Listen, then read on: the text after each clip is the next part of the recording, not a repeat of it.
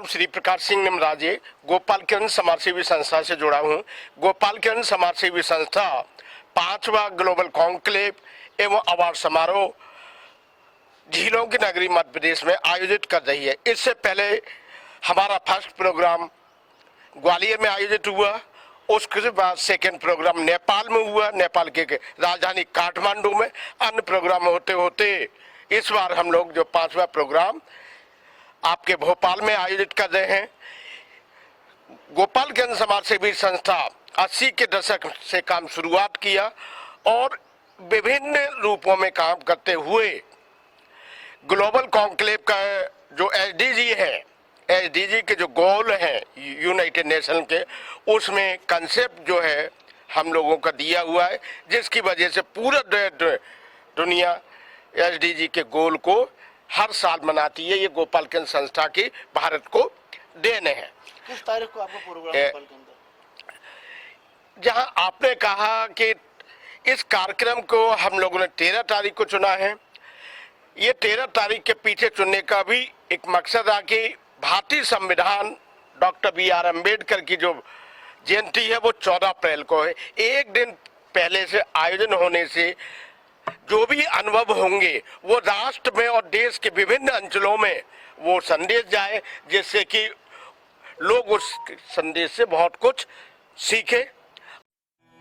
बुद्धं शरणं गच्छामि। कि गोपाल किरण समाज सेवी संस्था जो कि एक रजिस्टर्ड ऑर्गेनाइजेशन है, उसने इस वर्ष भी पिछले भांत की तरह एक ऐसा कार्यक्रम ऑर्गेनाइज किया है जिसमें समाज में अच्छा कार्य करने वाले, समाज के गरीब तबके के लोगों के लिए भलाई का कार्य करने वाले, शिक्षा का कार्य करने वाले, स्वास्थ्य का कार्य करने वाले कर्मियों को, समाज सेवियों को कुछ ना कुछ प्रोत्साहित करने के वास्ते ये पारितोषिक वितरण और प्रमाण पत्र का वितरण का काम किया है। ये काम जो भोपाल में आकर इन्होंने करने का प्रयास किया है, इसमें मैं अपनी पूरी शुभकामनाएं भी देता हूं और मैं उम्मीद करता हूं कि बहुत अच्छी तरीके से, सक्सेसफुली, समृद्धशाली तरीके से और शानदार तरीके से संपन्न होगा। मैं अपनी तरफ से शुभकामना देता हूं कि गोपाल किरण समाज सेवी संस्था इसी तरह आगे भी लोगों को प्रेरणा देती रहे, प्रेरणा स्रोत बनी रहे और समाज में पिछड़े हुए लोगों को, समाज के ऐसे तबके को जो बहुत नीचे हैं, उनको समाज की मेन स्ट्रीम में लाने का प्रयास करता है। आपका परिचय? मैं RS वर्मा हूँ। मेरा जो है, मैं इंडियन इंजीनियरिंग सर्विसेज से हूँ और इस समय मैं पुणे में पोस्टेड हूँ और रेलवे, मेट्रो रेलवे में काम करता हूँ। Thank you. गोपाल किरण समाज सेवी संस्था ने मुझे पूरे ग्वालियर महानगर से इस अवार्ड के लिए चयनित किया। इसके लिए मैं उनका आभार व्यक्त करता हूं और अपने आप पे फख्र महसूस करता हूं कि मतलब मैं इस संस्था से जुड़ा हुआ हूं और इस संस्था की गतिविधियों को मैं देखता रहता हूं और उनके सामाजिक क्षेत्र से काफ़ी प्रभावित हूं।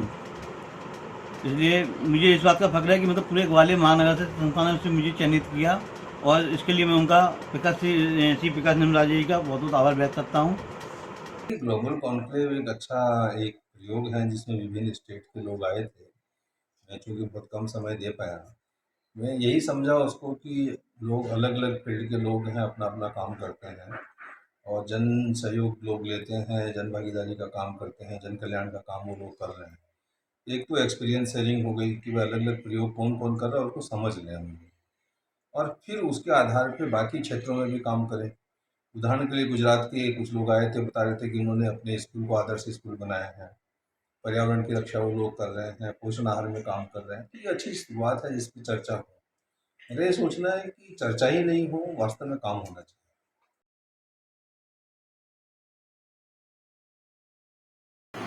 मैं आरिफ शर्गोली, फिल्म अभिनेता, गोपाल किरण समाज सेवी संस्था का बहुत बहुत आभार ज्ञापित करता हूँ कि उन्होंने मुझे ग्लोबल अचीवर्स अवार्ड 2022 प्रदान किया। आप भी अगर अच्छा कार्य करेंगे तो संस्था आपको भी सम्मानित करेगी। संस्था निरंतर ग्वालियर में कई वर्षों से काम कर रही है। संस्था के उत्कृष्ट कार्यों की मैं सराहना करता हूं। नमस्कार, आपको ये बताते हुए बड़ा हर्ष हो रहा है कि गोपाल किरण समाज सेवी संस्था की तरफ से ग्लोबल कॉन्क्लेव एवं ग्लोबल अचीवर्स अवार्ड का आयोजन किया गया, जिसमें ये अवार्ड 2022 का मुझे भी दिया गया है और मुझे बहुत ही अच्छा लग रहा है इस अवार्ड को पाकर। मैं धन्यवाद देना चाहता हूँ गोपाल किरण समाज सेवी संस्था के अध्यक्ष श्री प्रकाश नीम राजन जी को, और आप लोगों से भी अनुरोध करूंगा कि आपने अपने क्षेत्र में कोई अच्छा काम किया है तो आप भी अवार्ड के लिए ज़रूर अप्लाई करें। 2023 में ये अवार्ड आपको भी मिल सकता है।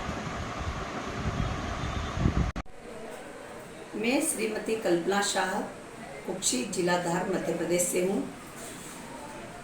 ग्लोबल अचीवमेंट अवार्ड कार्यक्रम जो भोपाल में हिंदी भवन में आयोजित किया गया था, आदरणीय निमचे सर ने संपन्न करवाया, उसमें मुझे आने का सौभाग्य मिला।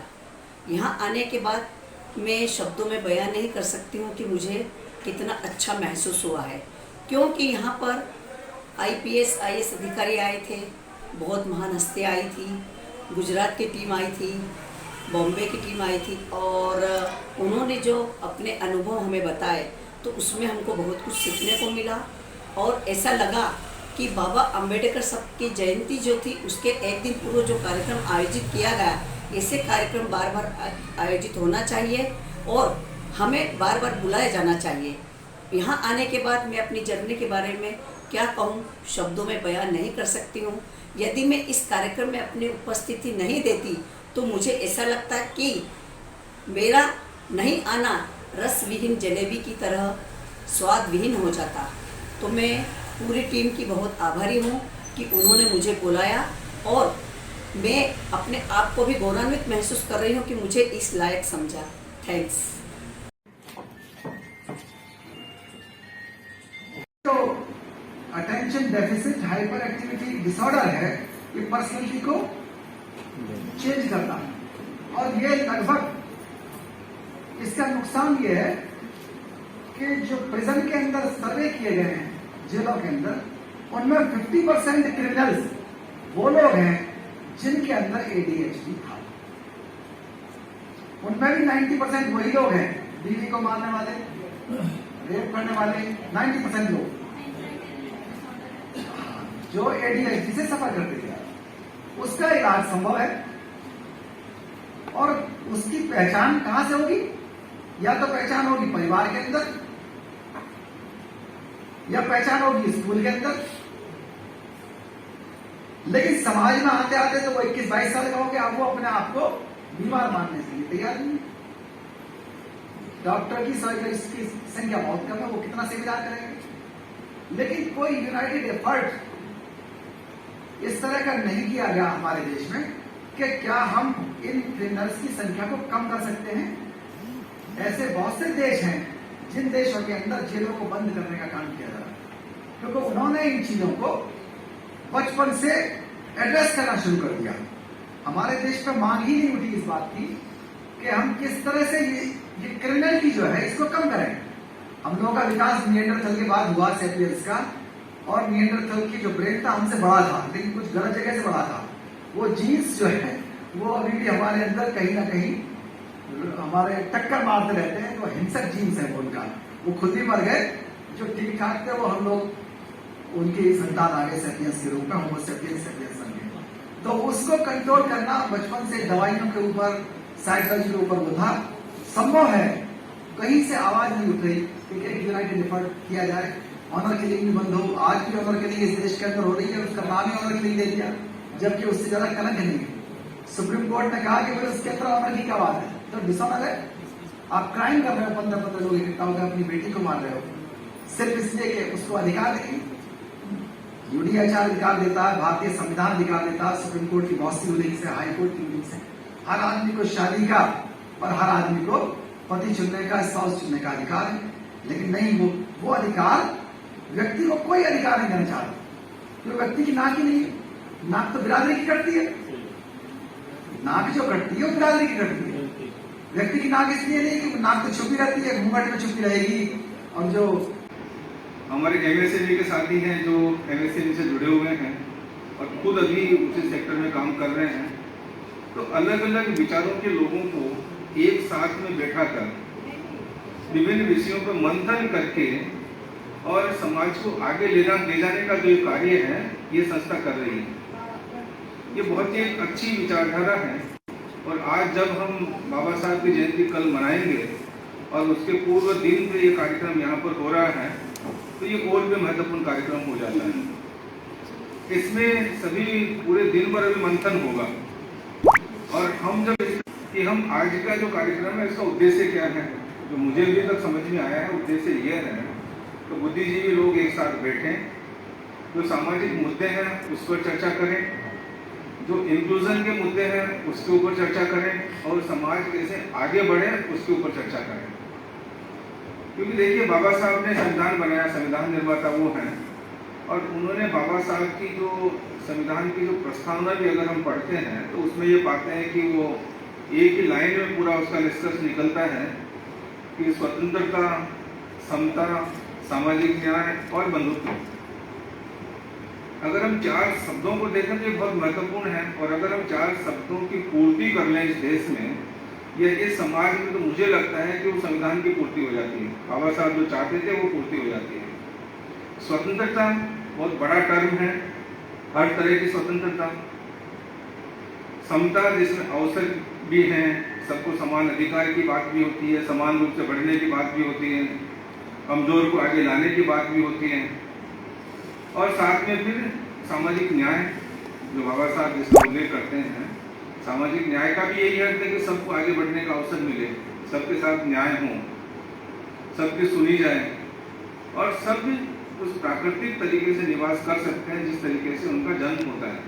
क्योंकि जब किसी का जन्म होता है तो वो कभी ऊंचा नीचा नहीं होता, भगवान उसको बराबर अधिकारों के साथ भेजता है, लेकिन हमारी जो सामाजिक व्यवस्था है वो उसको ऊपर नीचे करती है, वो किसी को ऊंचा बनाती है, किसी को नीचा बनाती है और फिर समाज में विसंगतियां पैदा होती है, असमानताएं पैदा होती हैं। तो आज जब हम इस तरीके के कार्यक्रम आयोजित करें तो इनको कैसे दूर करें वो हमारा लक्ष्य होना चाहिए। और जब हम इन चीज़ों की बात करते हैं तो फिर एक बड़ा कारण होता है जैसे पर्यावरण की रक्षा है, समाज में शांति रहे और जैसा कि मैंने कहा है कि आखिरी में जो वो है कि बंधुत्व कैसे हो।